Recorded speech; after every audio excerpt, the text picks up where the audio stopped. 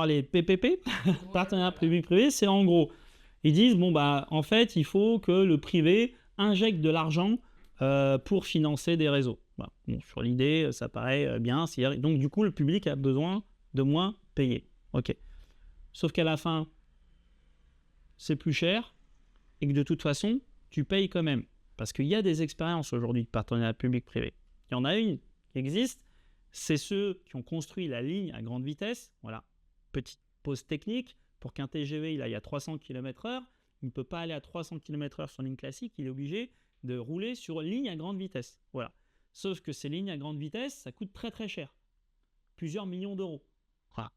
Donc du coup, eh ben, ils ont demandé à Vinci de construire la ligne et de financer une partie. Et en échange, ils ont une concession pendant 50 ans, un peu comme les autoroutes. Donc Vinci dit « Ok, moi je paye, mais par contre, je veux le retour sur investissement. » Et c'est quoi le retour sur investissement? C'est les péages. Les fameux péages qu'on peut aller partir d'un point A à un point B. Vous voyez votre train, il paye des péages. Eh bien, je vous donne dans le mille, là où les péages... Alors les péages sont très chers en France, notamment sur les TGV. Mais là où ils sont le plus chers, c'est dans les partenariats public-privé. Bah ouais, les malins.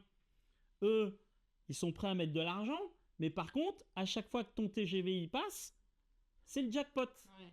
Ce qui fait que sur la ligne Paris-Bordeaux, qui est une ligne blindée au maximum, autant que les voyageurs ils disent nous on veut un maximum de TGV.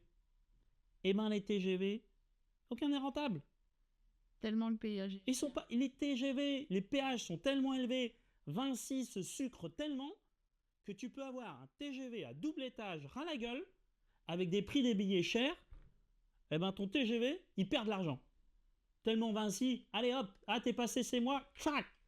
C'est ça les partenariats public-privé. Alors effectivement, ils vont mettre 100, 200, en plus ils mettent pas beaucoup, 200 millions d'euros sur la table, mais eux pendant 50 ans ils vont se sucrer.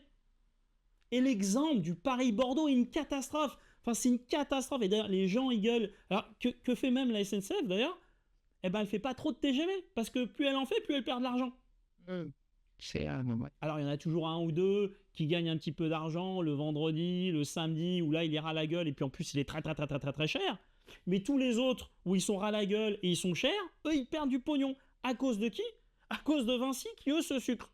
Donc, il ne faut pas rentrer. Et d'ailleurs, ce qui est marrant, c'est qu'on a fait exactement les mêmes erreurs avec les autoroutes. Voilà, on a privatisé une concession avec Vinci, d'ailleurs, hein, bah oui, hein, ils ont compris le système. Et du coup, tout le monde gueule lorsque tu prends les autoroutes parce que c'est cher. Voilà, donc au moment 1, tu te fais un petit peu d'argent, mais pendant 30, 40 ou 50 ans, eh ben, tu regrettes ta prise de décision.